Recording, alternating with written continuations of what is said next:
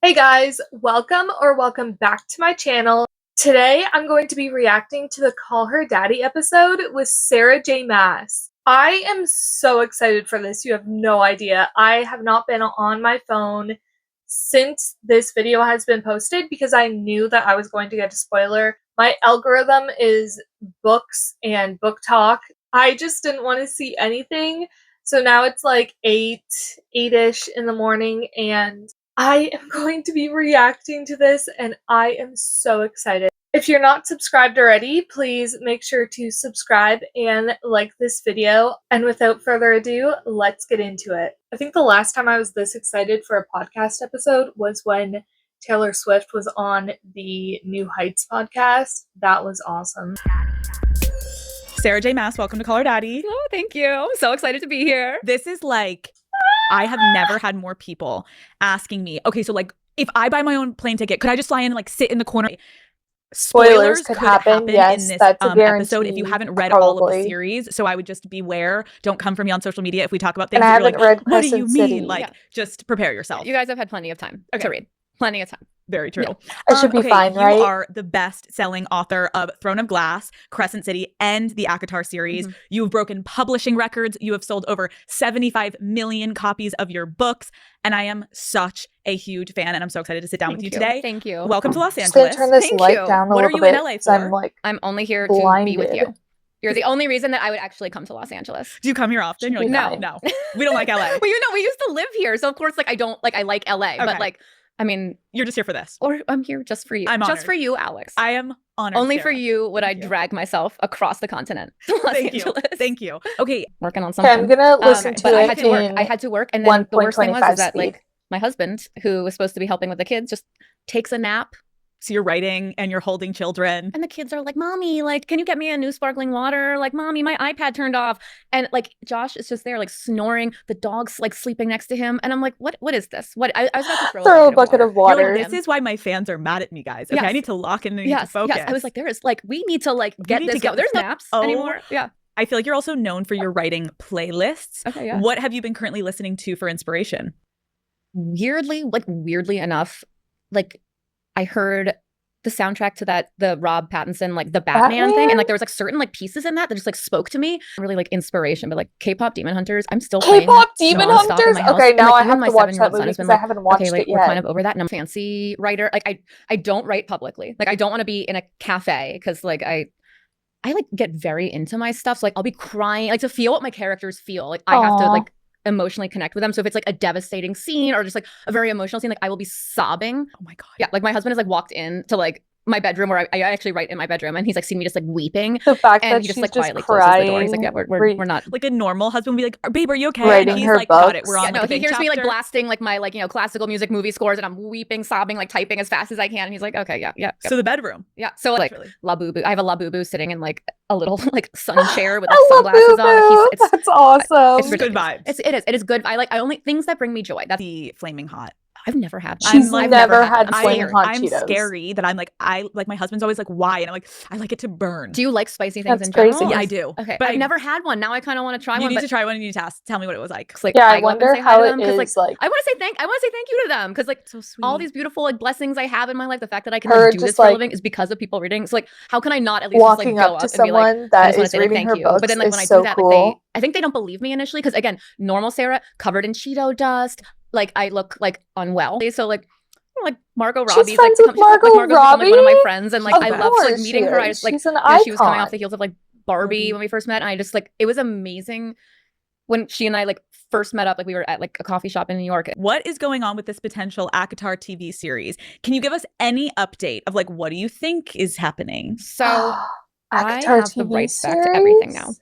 and getting the rights back to all my things has been a big part of my journey in recent years that like maybe at some point soon I will like talk more about. Yeah. But like right now, my focus is on books and like I it's hate been a that little while people since have like you guys have had to something. So like I'm focusing fight on like so that. much for the But like I rights look at thing any to their own TV, movie stuff. adaptation Like as kind of Taylor like Swift had to do that another too. facet of like the worlds that I've created. And it's something that I want to be in charge of. Like I want to be figuring out, like I want to be learning everything that I can. I'm like a type A, like control freak a little bit. Like I want to like be a part of that, and I want to see everything adapted the way Yep. I envision it and the way That's like I good know that she's thinking fans about the want it. fans. And like I don't ever want to hear like, oh, we need to change this to appeal to like XYZ's demographic. I'm like, no, that's not how you make art. That's not how I create my stories. So like when I do it, like it's gonna be like You're gonna do it. me, and I will like dedicate like everything that I have to like making it right. But like it will be like I will be in there like, you know, looking at like all the design, but also like what does it sound like? Because music plays such a big part. Like so like I'm not just gonna like the music is gonna have to be like a huge project. You'll for have me. to have oh and my like God. it's No, I have not. She's never I need to show seen you the after. AI Not- world I of the it is- spring it is court so and incredible, night and I'll court be stuff. on That's TikTok crazy. watching, and I'm like, honestly, they made Rhysand look like, I'm Tally like, how how are you many gonna actually times I find a say normal crazy human in being this that looks video. like That's this? just I my word sometimes that I like always say. I that's don't part know of my problem. why. It's just, like, Casting. I don't, yeah, and that's I'm not gonna like settle for someone because I'm like being pushed. I'm like, No. I need to find the perfect person and take however long it takes Yep. to find them. I have yet to find my perfect Well, Reese. perfect Reese is I don't her really have like husband. anyone in my Let's like, be that's the thing. I honest. have not found anyone, so I'm like, I can't like be forced to like No, pick someone. It's gonna Like, it's gonna happen when it's gonna happen. it needs to be organic. It needs to be like something that comes from me. Yes. And it's like something that I'm proud of, you know. Okay, let's go back because to anyone who isn't familiar with your I'm turning 40. Girl, like, she does very not soon, and I'm look having, like, a big 40. girls' She looks so weekend. Or it's actually more young. like a week. I got a week out of everyone in the Bahamas, and the theme is Sarah's eras.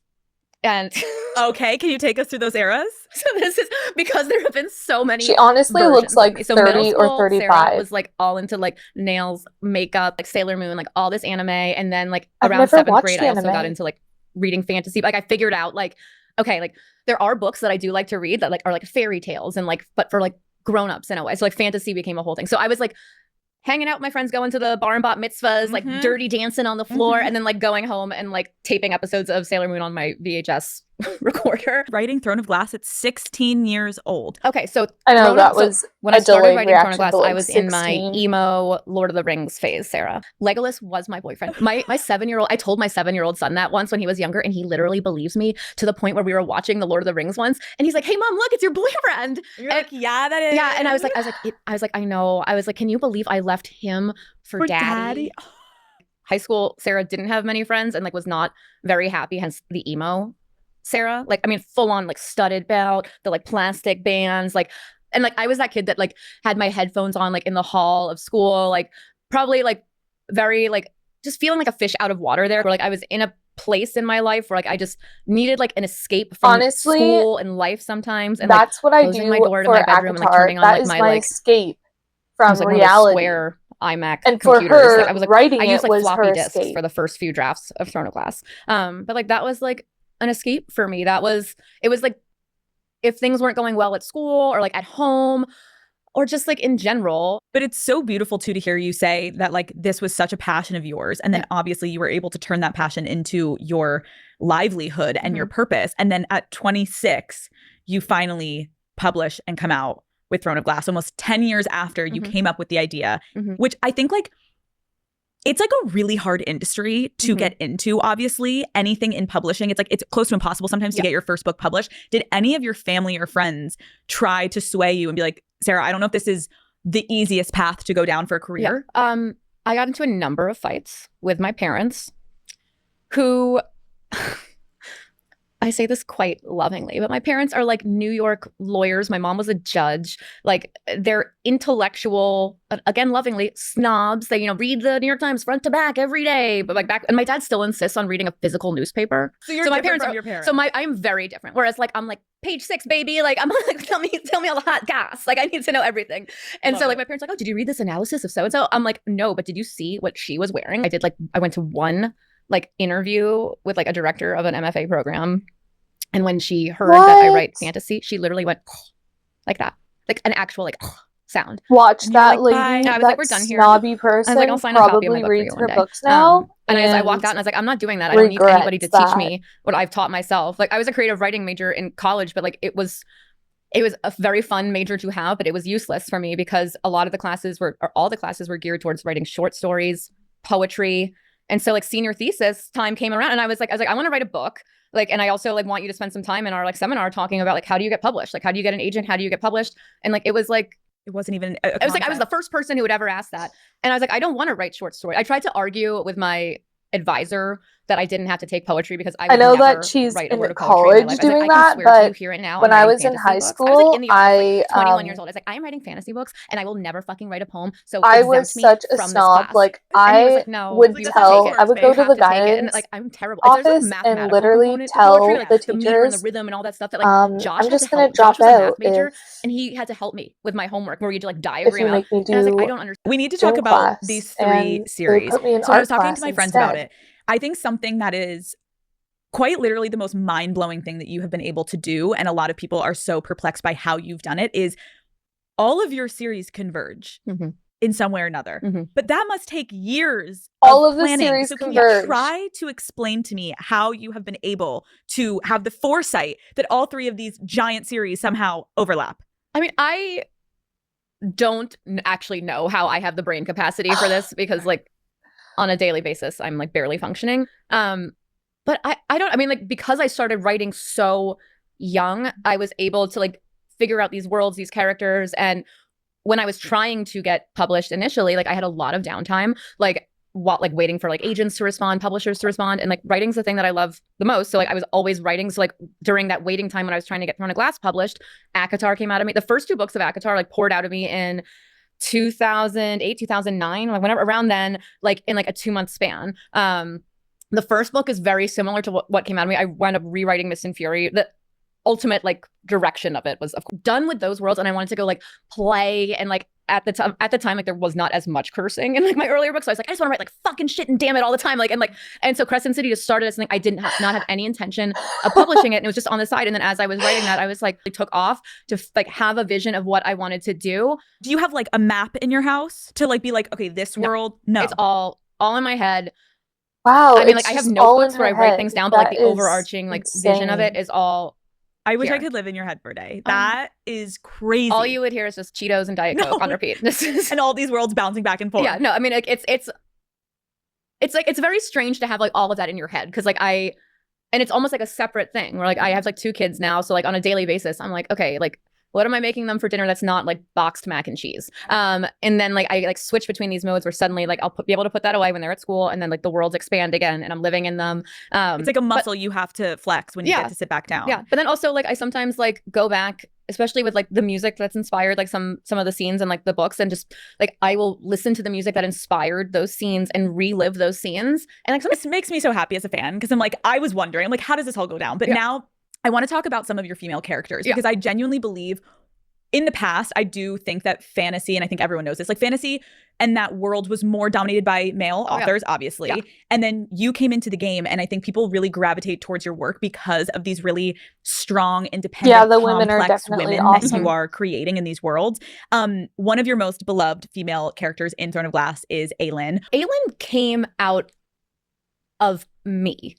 And like there was no planned evolution. Never got to see women being angry and bitchy the way I often felt. Like I always felt like everyone like had to be like sweet and nice, and like I was not those things. Because I feel like that's how I am. I'm like I was always kind when I tried to be to people, but like a sweet person, had like strong feelings about things. Like I could fly off the handle at something, and I wanted to write about a woman that like didn't have to be appealing to anyone, and that like I did not give a shit if anyone reading it liked her. Like this was her.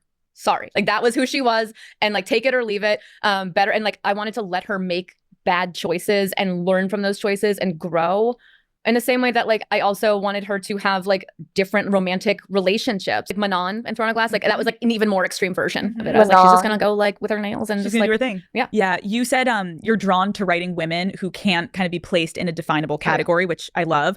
As a woman yourself in this industry, what box have you felt like people have tried to put you in? Oh. You're like, oh, sweetie, how much time do we have? I feel like I should have a sedative before I like completely explode.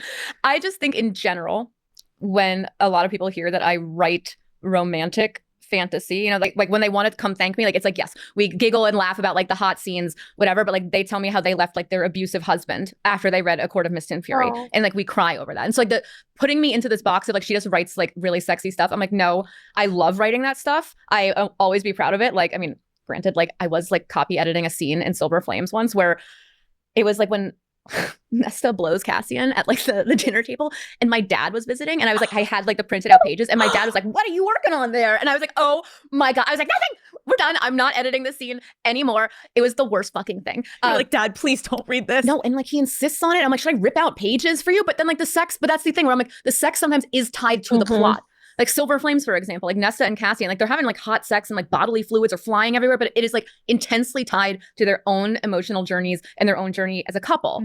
And so like this dismissal of it, like it's just like smut, like whatever. I'm like, it's fun. I design it to be entertaining, but it's also moving. And like I write like what I consider to be like cool shit that like means something to me. Yeah. And I think of it as like when I want to reread books, like I'm not going to like the depressing, boring shit. Like I want to read books that make me happy, that have a happy end. And like if you want to read like those other types of books, fine, like good for you. But for me, like I want things where like I go on a journey, like I there's hot sex that I can like, dog ear those pages and like read all of that however many times I want. But then also like it brings me joy. And I find that there is a tendency for people to roll their eyes at that's things why I that haven't bring read Binding joy 13. and bring women joy, especially. Because apparently it's and like it pisses super me the fuck off emotional, constantly. and I just don't know if I and want again, like you were saying, like anytime like a woman, let's say she writes something and there's like even a little hint of sex that's not like fade to black or like, very like artistically mentioned. It's like suddenly it devalues the work. And so if we continue to go down the path of women shouldn't write about these things or read about these things or talk about these things, then it really is still just a man's game. Yeah, so it's very like Victorian almost. Yes. Where, like I'm going on an epic fantasy quest in my mind. Like I'm like in Mordor. I get my fucking period. What do I do? And like, I want to write about that shit. I'm like, it's like, I mean, it's not only like funny to me, but it's also like, this is a reality. It's this is like our life. Like I do such a deep dive into the worlds, into these characters that I'm thinking of like bathroom breaks. When was their last period? Like all of that. I think it's so obvious though that although there, I want to know the those negatives, things. there's Yeah, such that is clearly what an I think appetite for about. what you've done. I also love how you talk about the real stuff, because speaking of the real stuff, obviously, yes, your books are fiction, but like you are hitting very real, honest topics that you can kind of extract what you want to take from each. And I think there was a lot of online discourse around Feyre's pregnancy.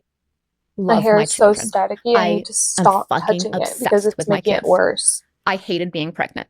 And I hated it. It was traumatic. Whatever. For me, every step of the way, starting with like when I was first pregnant with my son, and I was told by like this asshole of a nurse, like, okay, this is your weight and you can only gain this much weight while you're pregnant.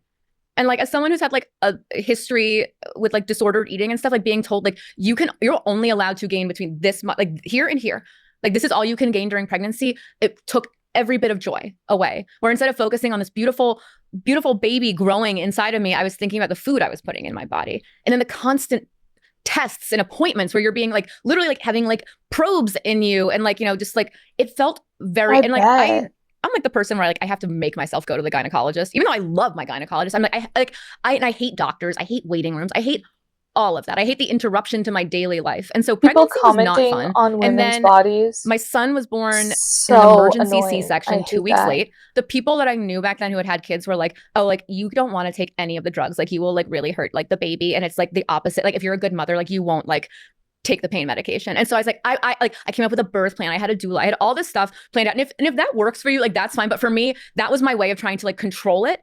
And then that day, I'm like, I'm told, no, like I have to have every medical intervention possible. I have to have an emergency C-section. But like worse than that, like I went into the hospital and I was told by the doctor who was going to like induce, she was first going to induce me. She's like, go have a big meal because you're going to be like, pushing this baby out all night. And then it turns out like I need to have an emergency C-section. But the doctor who is there is a man. And he starts yelling at me saying, why would you eat anything? You can't eat anything. And I was like, your colleague literally told me to go have a big dinner and come here. I did not know I was having an emergency C-section. I never had surgery of any sort in my life before this point. So like, for me, even to be in like a hospital gown in a hospital, like I'm terrified. And then this man I've never met before, and like is telling me like this is what we are doing and like you did everything wrong, and he's scolding me. So I'm already terrified. It's my first kid. I don't know what to expect. And so then they're like, okay, we're taking you back. And I was like, can my husband come back for like the epidural for all, like I'd never seen the inside of an operating room. And they were like, no. And I was like, can you please come back? I need someone there with me. I've never done this before. And she came over and like held my hand through it. And I was like, whoever you are. And like, I hope like she probably has no idea that she helped me. Like that meant so much to me that day, that moment of kindness where it was like a fellow young woman, like being like, this woman is terrified and like no one is being nice to her. And so then like the recovery from the C-section was horrible. The guy like sliced me way too high. He was lazy. I'm probably giving you like way too many details. No, you're not. This is the real shit. He sliced me in a way that was convenient to him, but essentially that's destroyed traumatic. like the flow and look of my stomach where it never would heal right, to the point where moved to a new state eventually, and I got pregnant with my daughter. And like, it took me a while to even want to have a second kid because what I went through in the recovery from the C-section was so bad. It was not fun for me. And like, I had to have this emergency C-section, one, like, because like my son was 2 weeks late, but two, he started going into distress, but like he had not dropped. And it was the kind of thing where I sometimes think about this. Like, if I had been born like 100 years before, I would have died. But then when I had my daughter, I had an amazing gynecologist here in LA, actually. And she, in our first appointment when we met each other, she took one look at what this man had done to me and she had to walk out of the room. And she was like, I never would have cut you like that.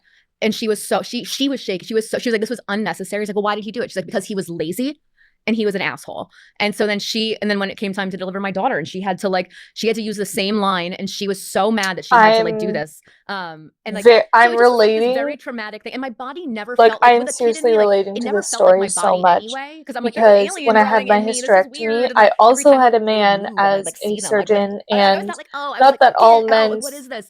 And so then surgeons are like this. I'm not saying that, a lot, but I did not have like easy my incision had opened, and all of that, like it just healed my own like way very wide, like my shit. my like, scar is very wide looking, dead like and then I had to have another surgery where they cut like right on top of it, and thinking about having another kid. And yeah, it just should have never been like that. So I understand that a lot. Doing tests, like every ultrasound is terrifying because you want to make sure, is everything okay? Is there a heartbeat even? And you're like, and so there's joy in it, but there's fear constantly built into the stages of pregnancy. And like, maybe some women do just have pure joy, but I found it to be very stressful, very scary. I just was constantly like worrying that something would go wrong. I mean, when I was pregnant with my daughter, I actually like broke my ankle and fell down the stairs. I like took one step and like my ankle just like crunched, and then I fell down the stairs because my ankle like gave way, and I was like pretty heavily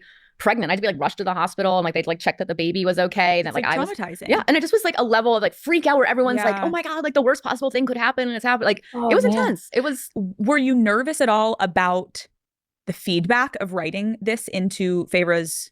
No, I mean, like the thing is like, again, with like the sex and the periods, I'm like, motherhood is a thing that so many women experience, for better or worse. And it was something that I wanted to write about, where I didn't want like Feyre's journey shouldn't just end where it's like she's happily ever after and she's punching out kids. I'm like, no, like there's like a story to be told there. There are things that like will play out from that. And like motherhood doesn't need to be like glossed over. It doesn't need to be something that's like seen as weak. Like someone being in a loving relationship with a person and choosing to bring a new life into this world. I have learned more from being a mom than I ever did. And I think that's a strength and a wisdom. Wow, that, like, the fact that there's so many other people that have been on Call Her Daddy that have said the exact opposite of motherhood. You said before that you were going through some mental health struggles while writing A Court of Silver Flames. And in the book, obviously, we see Nesta working through some of her trauma and trying to overcome it. Like, in what ways did your life at the time mirror or influence each other in that writing process? All of my books kind of have mirrored my own mental health journey, even before I realized I had issues. Like a lot of what like Aelin went through and like Air of Fire, all of that, like that was like drawn from like very broken places in me. Mist and Fury, that came out of me, and I didn't even realize what on the couch that meant about me. But Silver Flames was really so good.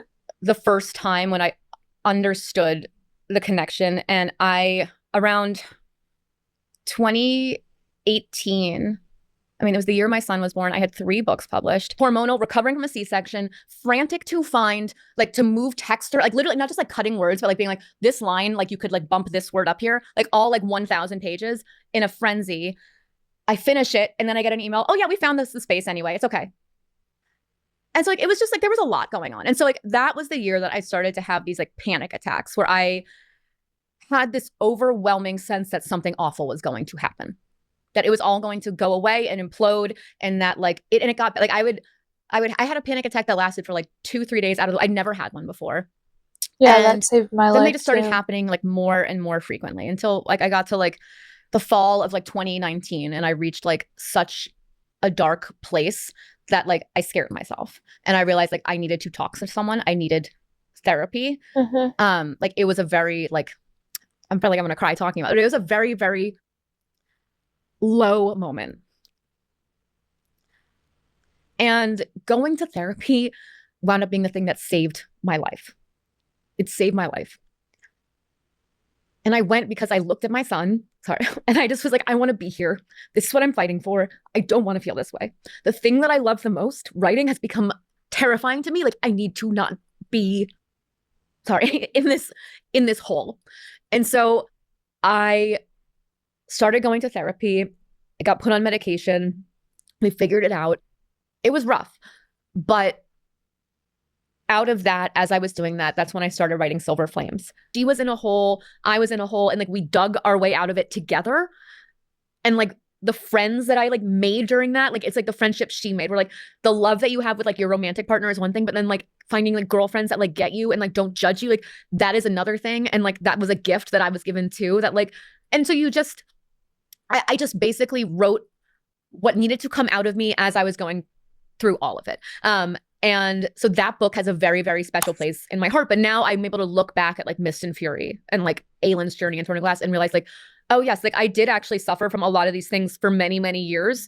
And I had coping mechanisms in place that were very effective until they weren't anymore. Like, so like high school, like, yeah, like, of course, that's why I felt the way I did. Like my anxiety around like tests and all of that and like having to like perform, like so many, like I've uncovered so many things about myself, but that now make like looking back on my books, I'm like, oh, this is really interesting. Cause like this was the shit that I was going through without even realizing I was going through that. It's on what used to be such a fun time in your life to just write because it was in your brain. Now it's like, it's a deadline. Let's go. It's a job. Yeah. It's a job. And so you started to put too much pressure on yourself because understandably this thing has gotten so massive. Yeah. And unfortunately, as humans, sometimes we literally need the breaking point to slow us down, to be like, something has to change. I can't live like this forever. Yeah. Yeah. And just like realizing that like I do have a value as a person beyond my books, and like the love that like the people around me feel for me is not tied to my success.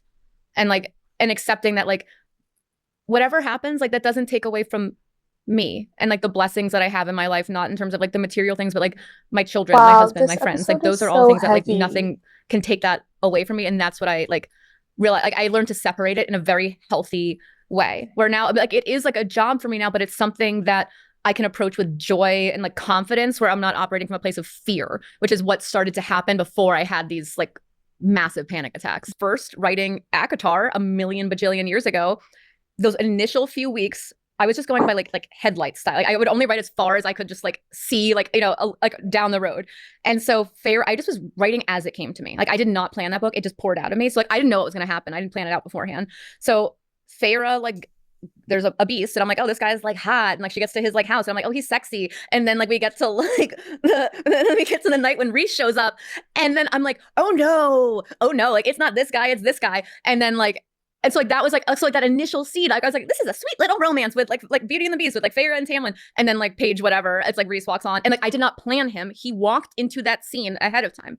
I was like writing this in real time, not planning it. I had nothing to do. I didn't have a job at that time. So I just was like writing like whatever came out of me that day. And so like one of the most epic scenes. You're like, it just happened in my brain. It literally, I was just writing this scene where like I'd planned for there to be like sexy, so Rhys like, wasn't fires, planned. Through the smoke, all of a sudden people were like, I love Tamlin so much, I got a tattoo of him. And like knowing what like was going to happen, I was like, fuck. I was like, I'm so happy for like, you. I'm so happy for you. Also, I'm so sorry. I will pay for the tattoo laser removal in like a year. Well, no, it was such a mindfuck because I also was falling in love with Tamlin and then I was like, what is happening? But I wanted it to be like, you know, like when you fall in love with a guy and then you realize like he's not the one for you and like he's got a lot of fucking issues. Yeah. Yes. Across your books, if you had to say right now today, which couple is your current favorite? The hello, Feyre, darling. Oh my God. Like, I don't know. That's really, really hard and depends on my mood. I don't know. Okay. People that got tattoos of Tamlin. Okay. I don't know why I have tears. I'm just like so happy. Okay. I'm like trying to think of like, the realities of my own marriage and like what has worked and what doesn't work. Okay. I'm like, which one of them farts the least? That's the one I want to marry. Perfect. Because I live with that reality. Well, you wrote these people. I don't know. This is hard. I mean, like, I kind of like want to fuck all of them. Okay. I mean, to be quite honest, and marry all of them. I don't want to kill any of them. You'll fuck them all. Yeah, I'll just honestly, you make the rules today, Sarah. Okay. You want to fuck them all. Yeah, I'm fine. I mean, my parents aren't listening to this. Yeah, I'll fuck. They have no idea. My son is listening. Your son and your husband are in the other room, but that's fine. Yeah, no, I hope they know what to ears. expect. Yeah. Is it true that I gotta know like this part of your answer. process is you sit and ponder how sexy the character's potential name is before officially giving it to them? Oh yeah. Again, like I've used up like all my hot, but like usually like if like someone's attractive, I'm like, okay, let's find the hottest name. And then I'll like go through like baby name websites and I'm like, sexy Celtic warrior god with abs of steel. What name is that? I wish I could see your Google searches. It would be sad. It would be like, what time's the next Labubu drop? And then like, show me abs. And what are good names? And what are hot baby names? That's a sexy baby names. I'm sure Show it's a me very abs. strange thing to. I was so messed up from it because when I was reading it at first, I was in my own world and I really thought his name was Rysand. Oh. And then I thought, you're like, oh, you idiot. And then I thought, Sarah. No, like, oh. I allow any and all pronunciations. You do? It's a safe space. I am not going to judge. I am a reader first and foremost. Okay. So I understand. Well, because when you shorten it to Rise, it looks like Rise instead of Reese. And then I remember going on TikTok and I was like, oh my God, I'm an idiot. And so then I had to like retrain my brain, which is fine. Okay. And Feyre, I forget. I think Feyre is not a natural one. Reese is an actual like name in this world. we need to quickly talk about the Tamlin and Rhysand thing because it is a big conversation that I think people are going to kill me if I don't ask about. Tamlin and Obviously, throughout the Rhysand. ACOTAR books, we saw Tamlin like trying to justify his controlling tendencies by saying things like, oh my gosh, I'm just doing it to protect Feyre. Mhm. Then he locks her in the manor, which was infuriating and wild. Mhm. What were you hoping for readers to understand about their relationship as that slowly started to progress? Because you're right, you made us all fall in love with him and get tattoos about him, and then Yeah, and you know what? I think like people change in relationships, and what he had a fucked up family. He did not have any systems in place to cope with that. But he also is a guy who's been like in charge and powerful for a long time, and then like someone's like like he doesn't know. Yeah, he he's doesn't got have the trauma emotional and toolkit power. to handle this, and he implodes and he drags her down with him. I don't usually like let those things dictate what I write, but it's something like one of my very best friends is like a survivor of domestic abuse, and like, you know, she often refers to her ex as Tamlin. And like I've actually talked to her about it. Like, how would you feel? Like, you know, like if just like me as the creator, like separating us as friends, like would that feel like a betrayal to you? And so like we've had like interesting conversations about it, but it's something I'd really want to think about. And I've given myself like several options. Because it's something that's probably like the hardest thing for me to figure. Like, to be quite honest, like that's tricky for me. It's tricky for me also just emotionally, because like part of me wants to be like, that fucker can burn in hell forever. But like as a writer, I'm like, but like what is the story there? Like what is like, and like not to excuse him for any of it, but it's just explore it. I love hearing your thought process though, because again, it's like this world and then pulling out of it, like they are such like real themes. And then also hearing the dynamic, like I'm curious, how did you obviously Nah, I feel like Rhys Tamlin is the should highest just fae in existence. stay a bad And so guy. Highest or hottest? Both. Both. I mean, that should be just like a given thing in any relationship, regardless of like who has power and what. And like, I don't know, I'm not attracted to fucking assholes. Like my husband and I have been together actually since I was 18. For all my like crapping on like, you know, like people should have multiple romantic partners. My husband was like my first and only boyfriend. Yeah, but like we are equals. We are partners in this. And like, I think I just demand My husband that like too. He the was my females in my first books like and have only those relationships of boyfriend. like respect and like partnership, just like because that's what I demand like of myself and what I expect of myself, and like that's what I have. That's the gift that I've been given is someone that like respects me and like honors me and like loves me. And like the power dynamic thing, I'm like, you know, like I don't know, it's kind of like I think it's like really kind of hot that like the super powerful dude like wants to get on his knees in front of this lady. Like she is in control of him 100%. I love Rhys. Smoking hot. Like I love who he is beyond that.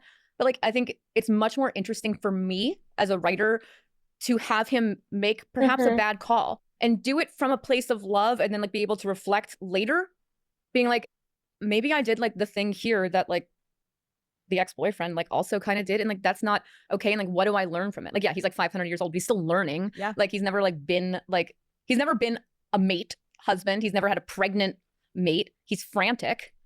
Like he finds out she's been given a death sentence, but she's full of joy about it. And how do you be that person that takes the joy away? Like how like, and Feyre would have wanted to know, but I can understand why Rhys didn't want to tell her, because there was just like he was so desperate to find like why stress her out until like he was desperate for a solution. And like no, and you're right, it's so much more interesting to read from that perspective instead of like, oh, then I tell her and everything. Like no, like they need to have like issue, like it's true love, they're mates, but like they will like they do have issues that they need to sort out. They've come from very different backgrounds. They're still figuring out the dynamic. They're both navigating a whole new scenario, and like they can make mistakes. Both of them can make mistakes. What do you think was the most romantic moment you wrote between Rhys and Feyre? Starfall. Be that person to take the joy away. She gets splattered with like the glitter or whatever. Like I don't know. There's something about that. That scene always stands out for me. I love. Like I still hear like like that scene was very much inspired by Florence and the Machine's Cosmic Love. And it's like every time I like hear that song, I'm like taken back to like being at the House of Wind, like It's seeing really them. cute. Yeah. How is it so crazy the way that chapter 55 has like everyone's like chapter 55, chapter 55. You're like, oh my, did you know like what was your headspace Oh when you were writing yes, that? that is so I just was like, cute. finally, they're finally fucking. Like, good. Like, I can't wait for this. Like, and so I just like, but like, it was like such an emotional release because it was like the buildup of the entire backstory that I, as the writer, had been waiting and waiting, waiting to finally like reveal, and like I got to get that out of my system and lay it all out there, and then like the consummation of that, and I just was like, this is everything, and just was so satisfying. So I was like crying, but then also just like, yeah, this is hot. It just was, but like and so for it to become like a thing, like that actually means a lot to me because that was a scene that I had looked forward to writing for so long that when it finally came out of me, like it's almost exactly like verbatim, like the way it poured out of me, like not much change between like the initial version of that scene and the published one. So like it just means a lot that it connected, like it's become a thing. Oh girl, it hit. You mentioned mates, and to just quickly go through that, because I don't know if we still have people that are listening that aren't familiar with the books. I would be shocked. You should be gone by now. You should be gone. You should be gone. We're a little too in the weeds, but can you just quickly explain like what that means in the world, mates? It's kind of like your destined true love in a way, but it's complicated because there's a biological component to it where like you can be mated to someone that is like not actually your true love. So, like there's like true mates, and then there's kind of like nature made a mistake.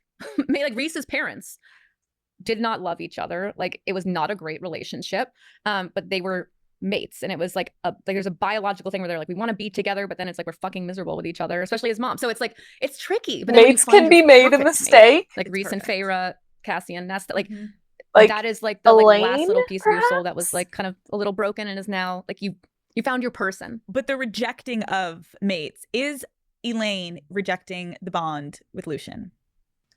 I think Elaine's got like her own trauma and shit that she's going through right now. I mean, like imagine like being transformed into like a whole new body, a whole new lifestyle. Like you are gone from like a she's not know, answering like, yes the or human world no. there, like what 60 years is a good life to suddenly like centuries, like a millennium, like the world looks very different. And like surprise, like you've been like forcibly like essentially married to like a stranger who also was like involved in bringing you into this world and like betraying you and shoving you into the cauldron. It's like a lot.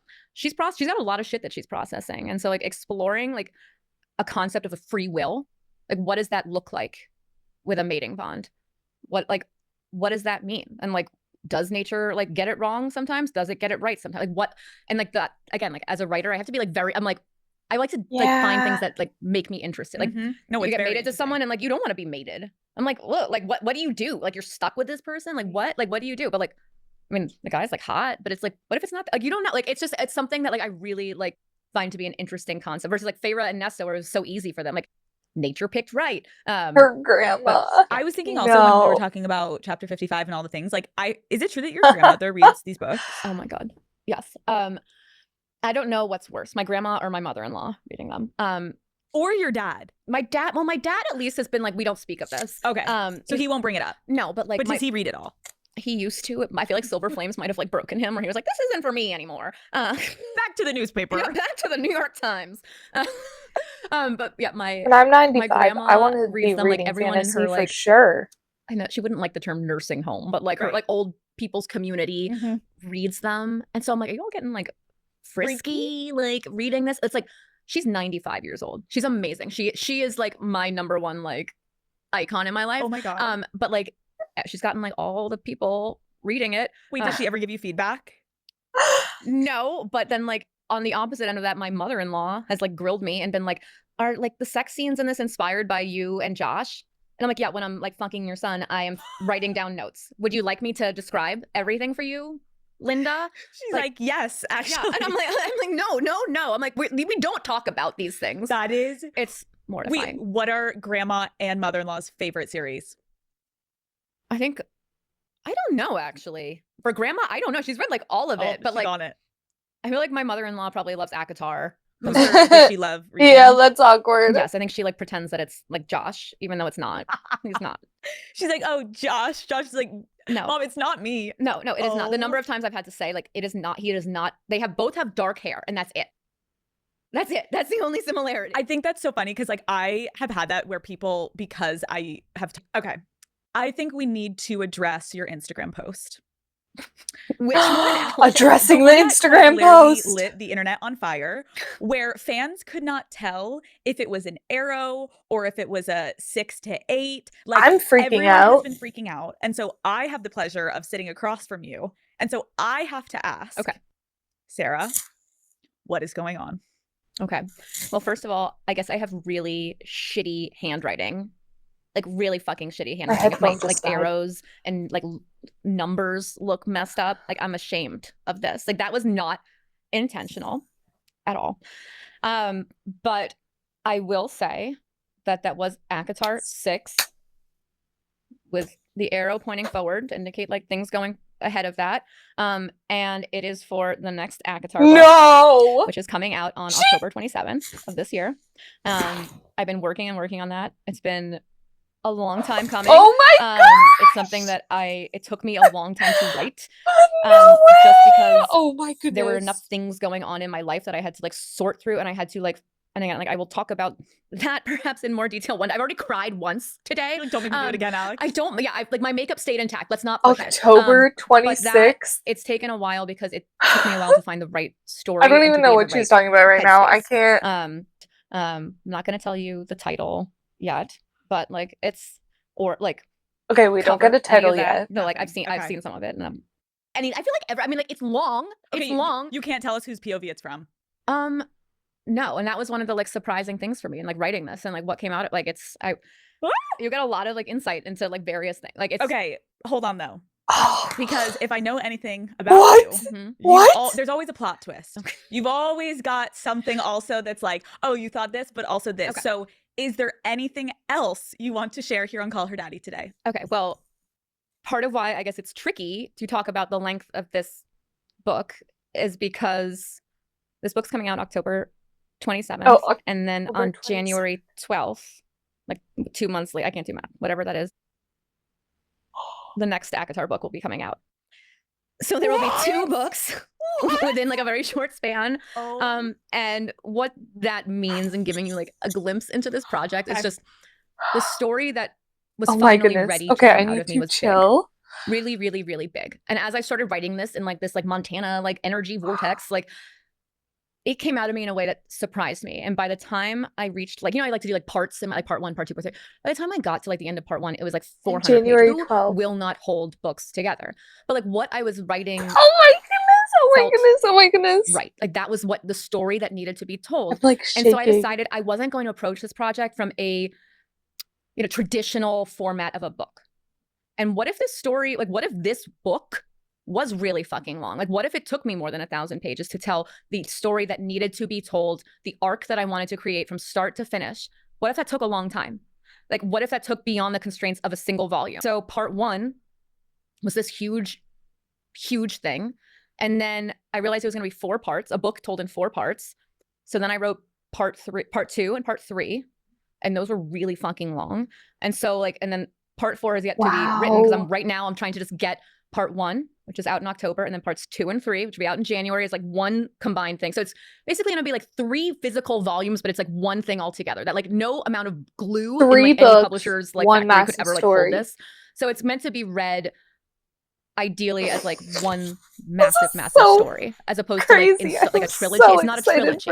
Like arcs aren't like wrapped up. It's like in the way like you take my book. It's like if you expanded all of part 1, all of part 2, all of part like it would be huge like that. And like how do I get this story out to my readers who've been waiting like so patiently, like as soon as I can? Like I could not live with the idea of like publishing part 1 and then being like, you gotta wait like a year for like, then I was like, no, like, I love want that in everyone's hands. And so that's why we're doing like 2 this, more like, years back for to back part release. 2. So there's gonna be like a lot of ACOTAR in a very short time. And then eventually like the conclusion will be like written like once I want to get these, like I don't want anyone to wait any longer. But it's like it's a different it's ACOTAR, but just I'm telling it in a way that's exciting to me and like gives me like the space that the story demanded and the characters demanded. Yeah. I'm trying, and I'm sure everyone's trying to do this right now. I'm trying to rack my brain around like every Easter egg you just gave us of like I'm going to go through this episode again after I'm done filming this. Formatted, but like I cannot wait for October. Wow. I am so excited that you, because the last time you came out was 2021 with the last ACOTAR. Yeah, I think it was, God, oh my God, that was so long. So I it's know almost it's been, and that's why I was like, She didn't I'm not really talk playing by about Gwen, anyone but I else's feel like rules. it's going to be this is Gwen like, and I want, Azriel. the But most then again, important she thing for talks me about is to write these Elaine. stories the way they need to be told, but to also like honor my fans who like make all this possible. We are gonna end with some rapid fire. Okay. And I don't know if you'll answer any of these. Okay. But I'm gonna try. Rapid Because I'm fire. a fan. Okay. And I've got to try for the girlies out there. Okay. So shut me down, but shut me down easy. Okay. We're gonna start from the beginning. We're gonna start with Throne of Glass. What did Lorcan do? Oh, someone explained this to me, like a couple months ago. Mm-hmm. I don't know. I didn't know how to feel about it then. I don't know how I feel about it now. I mean, like maybe like bonus content and like surprise Christmas present sometime for all y'all. Okay. Where is Vaughn? You know, that's actually a thing that I think about a lot. And that's all I'll say about that. Okay. Is the settling the same or similar as the drop? I don't, you're asking, okay, let's skip, just go. Why? You're like, skip, just say skip if you can't answer it. Why did Aelin have to lose her powers? I mean, I do think that like, I actually really grappled with that one. Where I was like, I hate the idea of her having to give up something that she learned to love and embrace. But at the same time, like, I do think that like there needs to be some level of sacrifice when it comes to making a decision. I haven't read big Throne of Glass. To give up something that you I love. haven't read the end of for Throne something of else. Glass. Like that's powerful, and I don't think the ending would have felt as deserved. But then I mean, I knew there was going to be spoilers. Again, in my like endless thinking about things, like whoops. Just in me as her creator and writing this, like, what does it look like for her after that? You know, like you go from like all this power, then you give it up, and like, how does that feel? Like, I find that there was like, even with that as an ending, it felt like a different start of like a journey for me. That just like was fascinating for me. I feel like people online have expressed frustration that some of the female characters like her and Nesta have had to sacrifice their powers and strength, while, you know, male characters have not. What is your response to that? Like, where's Manon now? I mean, is she working to rebuild the waste? Like, what are we doing? I mean, honestly, she should be in therapy. Manon should be in therapy. Let's assume she's in therapy because she went through a lot. What happened to the world of Throne of Glass book? Will that ever be released? That wound up being a project that I thought would be easy. And then I realized like, no, like I need to actually this means a lot to me and I need to dedicate a lot of time, but I don't have that time because I want to focus on getting these books, the actual books out. So maybe that's something that it's still something I want to do, but maybe it comes at a different time. All right, ACOTAR.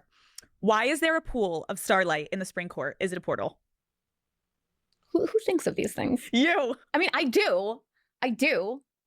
Look at that face. Read too closely. I don't know. I'm not answering it. Okay. I'm not answering that. What is the King of Hybern's actual name? Frank. I don't actually, yeah, because that actually might be something that we could find. King of Hybern. Okay. Name is Frank. Powers? Like truth. But you like have other powers beyond that. But I'm not going to reveal any more about. There might be more about that. Hey, I'm just trying to get things out of you. You know what? Everything is possible. Everything you're asking me right now could just be like yes. Yes. Okay. The answer is yes. You'll find out. Okay. Can you tell us anything about the Dusk Court, and are you going to explore any of it in your next book? Yeah, but you have to know. Like, what do you want me to say, Alex? What do you want me to say here? I love you. What do you want me to say? Okay. We're moving on. If anything, I'm just getting pleasure out of asking. You don't even need to answer. Okay. Tell me if I'm pronouncing this right. Where did Bry Axis go? Good. That was good. Thank you. I mean, where do you think she went? What do you think she is up to? I mean, fear itself. What is that like? Where does that go? Who is Mama Archeron? Is she a descendant of the Iron Teeth Witches? You're putting me in pain. Is there like an alcoholic drink here? I feel like that's what I need. I need wine. I need a spicy margarita. Okay, we're going to Crescent City. Okay. We never saw the body. So is Cormac actually dead? Where did you find these questions? All of me and my friends putting this together, be like, this is the time of our life. I can like see you with like string and like putting things. I mean, like my husband was literally like, "What's this episode?" I'm like, "Don't worry about it." What isn't it? No, how did the Book of Breathings and The Walking Dead end up in Jessica's library? I don't know. You'll have to stay tuned for answers. There are a lot of theories that Rhys and Moon are related. Can you confirm or deny? You're like, fuck off. You can say fuck off. I'm not saying that. I like you. I'm not gonna. Okay, fair. Is Maeve related to any of them? I mean, like what? Like I feel like I should just hand over my notebooks to you, and you can like comb through them for like all the little notes that I've made. Yeah. Okay. I have to ask, why are there otters in Crescent City? Why aren't there otters? It's like their otters are one of my favorite animals. Like I lose. I'm terrified of otters. River otters, sea otters. I don't know why I lose it. And so I just was like, what's the cutest thing that like an otter could do? And it's like kind of like an aquatic, like, like city. Like, what if otters were just like messengers with their little paws handing letters? I love that. You're like, I just put it in there because I like it. It just sounded cute to me. Okay. Yes. It just sounded cute. Okay. Who or what is Fury Axtar? Is she the mercenary that Feyre met in the first ACOTAR? Okay, these are like, again, these questions that are like, you're asking me things that I'm not sure if I should confirm or deny, or okay. just like, let people. Am I ruining people's dreams by answering these things? I don't know. Who would win in a fight? Bryce, Aelin, Feyre, or Manon? They wouldn't fight. They would all be like, this is dumb. We should support each other and let's go get like In-N-Out burger together. Okay, you obviously yes, they're all girls and like a league of your own. You've had just like such an incredible career already, and I know we've talked about the pressures and also the beauty of it. How do you define success at this point in your career? I mean, for me, it's two things. Success is two things. One, it's getting to tell the stories that I want to tell, how and when I want to tell them. That's a gift. That's a wonderful blessing to have. That's all I ever wanted from when I was a kid. But it's also like, am I happy? Am I happy in my life doing this? Am I like, what is the balance? And like, do I feel successful in that? Do I feel like I'm able to create from a place of joy and curiosity and excitement while also having a life that is like fulfilling and fun?